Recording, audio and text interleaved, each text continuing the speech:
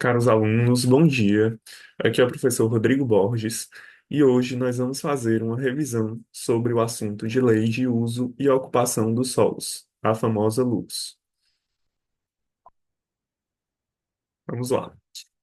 Então, a luz, né, ela é regulamentada na lei de número 236 de 2017, que fala sobre parcelamento, uso e ocupação do solo, como vocês podem ver aqui, certo? Então, essa lei, né, ela traz uma série de diretrizes para a gente classificar, né, vários quesitos em relação às edificações. Então, a gente classifica a atividade daquela edificação. Essa atividade da edificação ela pode ser classificada tanto como residencial, comercial, de serviços, industrial, institucional ou urbo-agrário. Além dessas classificações, existem também subclassificações. Por exemplo, em relação a residencial, nós podemos ter unifamiliar, multifamiliar, né? Pode ter conjuntos habitacionais também. Então, nós vamos, né, falar um pouquinho mais sobre isso mais na frente. A lei fala também sobre classificação viária, né? Então, ela classifica as vias em relação a vias expressas, arteriais, coletoras, paisagísticas, comerciais e corredores turísticos, ok?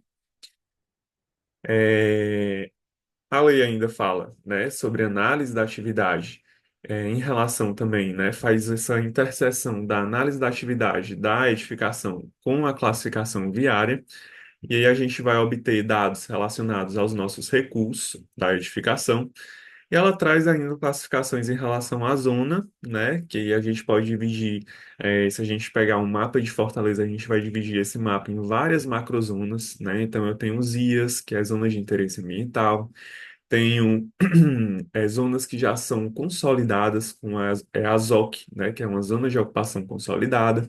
Temos zonas também, né, que são preferenciais de ocupação.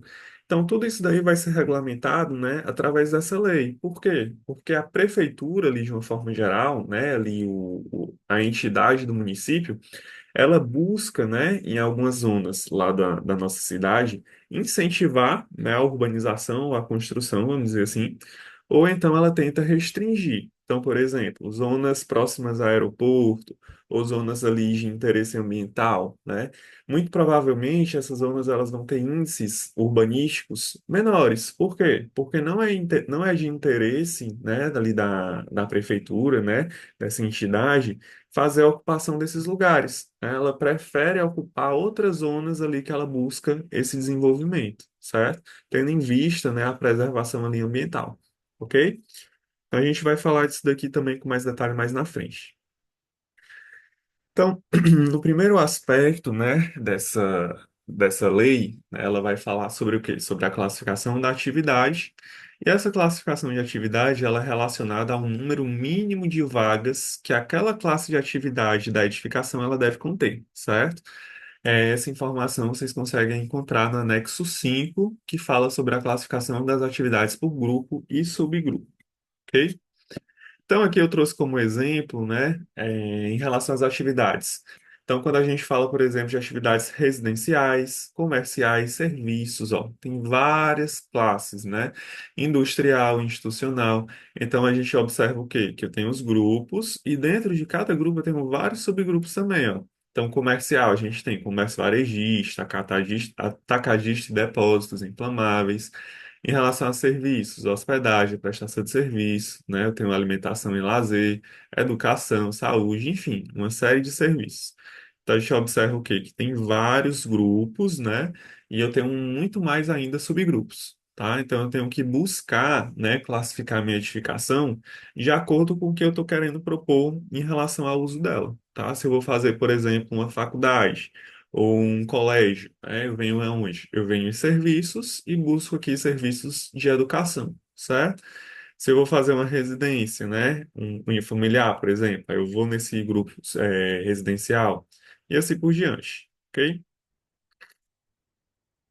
Que como exemplo a gente tem, né? Uma classificação em relação ao grupo residencial, ó, como vocês podem observar, e o subgrupo continua sendo residencial, tá?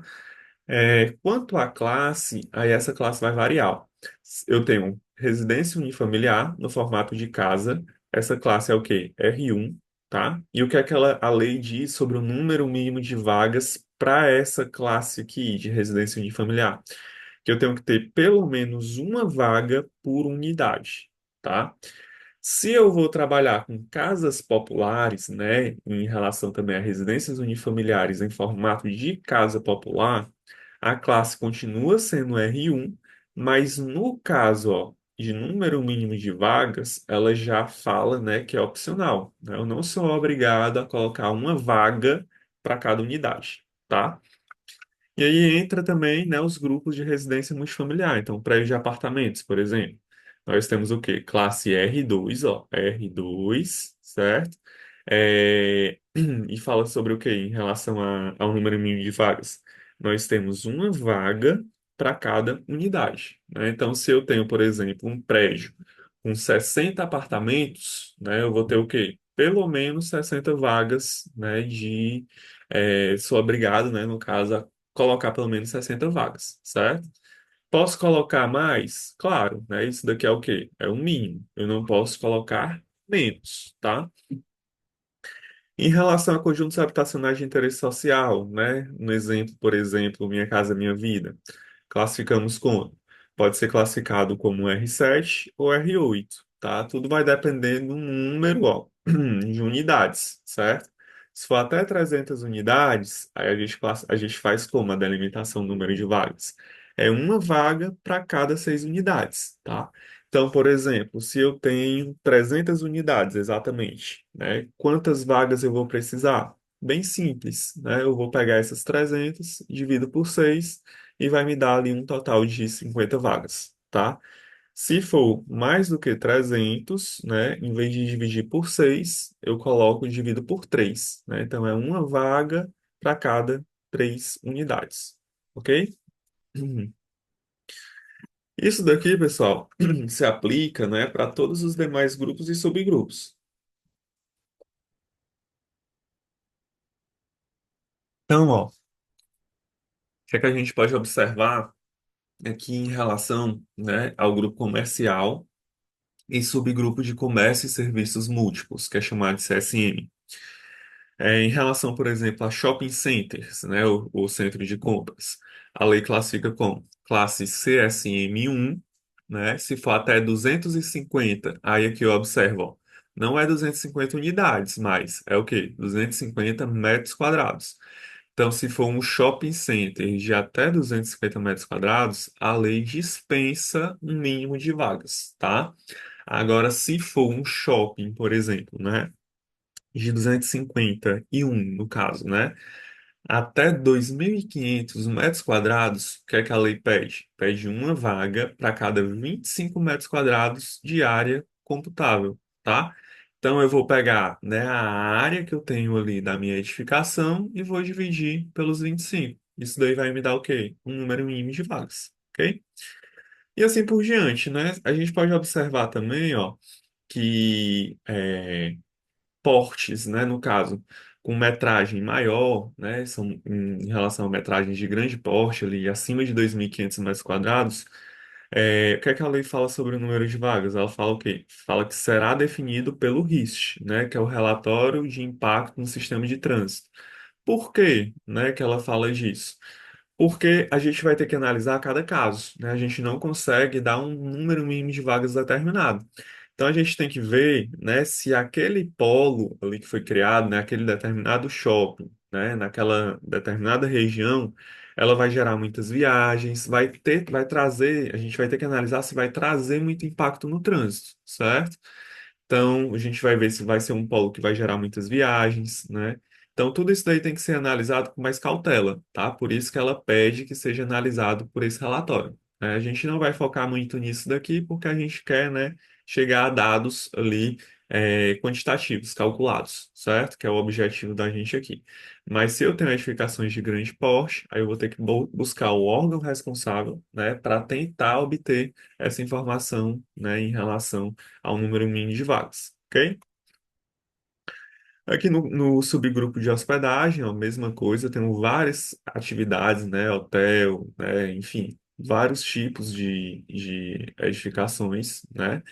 Então, por exemplo, hotel, né, classe H1, porte de até 2.500 metros quadrados, fala o quê? Uma vaga para cada unidade, 5 unidades de hospedagem. Então, aqui no número de mínimo de vagas, eu não considero o quê? A metragem. A metragem, ela só vai ser importante para eu classificar em relação à classe, se é, por exemplo, H1 ou PGV1, certo? Se for até 2.500 metros quadrados, aí eu venho para aqui, ó.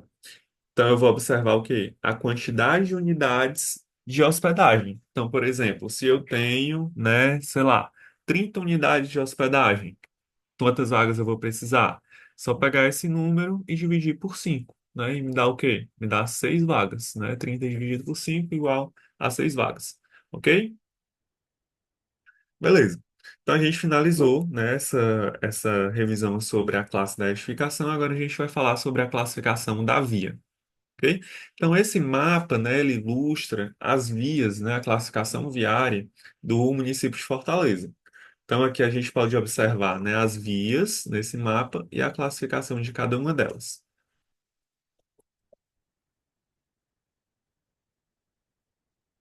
Então, temos aqui, ó, vias arteriais um, arteriais 2, coletoras, comerciais, ó, aqui mais na região central, né, na região do centro da nossa cidade, né, de Fortaleza, e vias também paisagísticas, ok?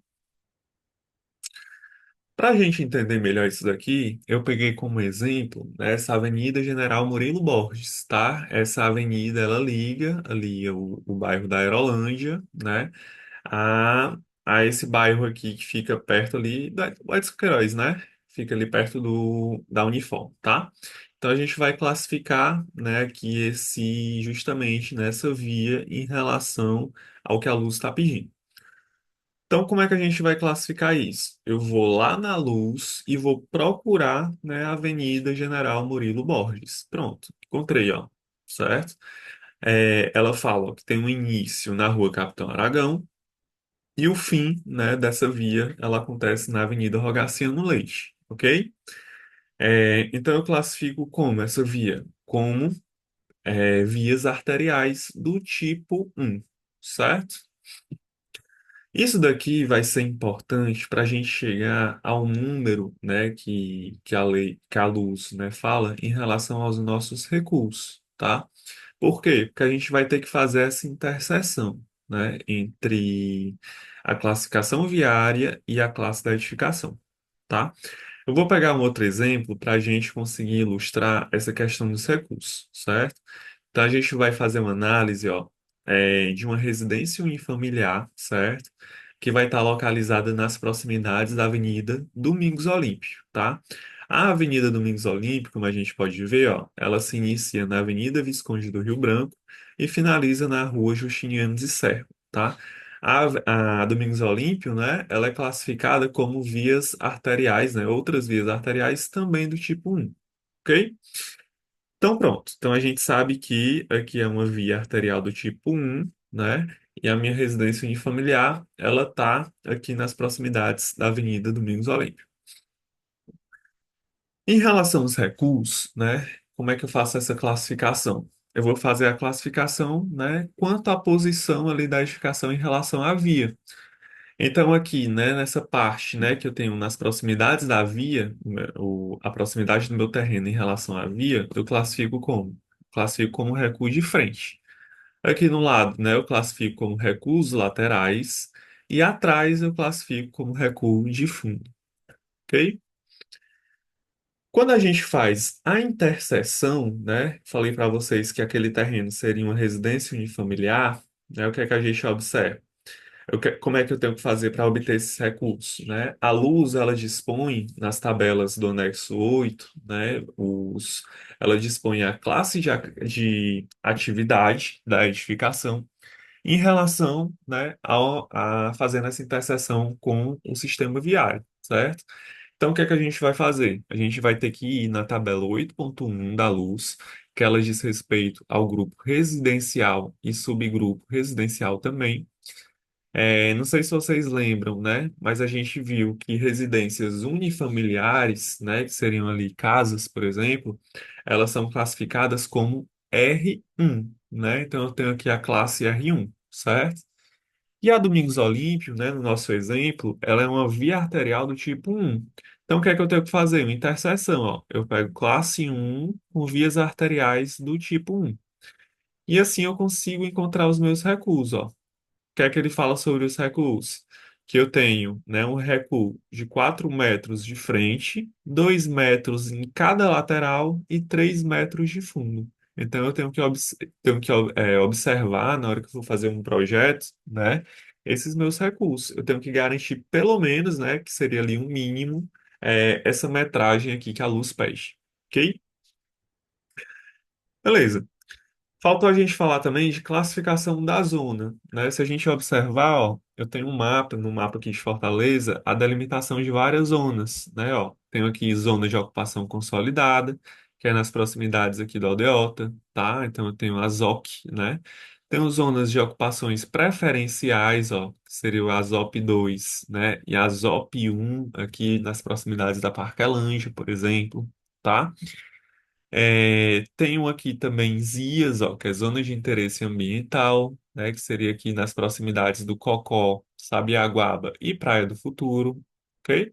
E assim por diante, né? Eu tenho os RUs também, ZOMs, né? Eu tenho várias zonas aqui no nosso município. Então a gente observa o quê? Que o município ele é todo zoneado, né? Eu tenho várias zonas ali que dizem a respeito sobre a ocupação, ok?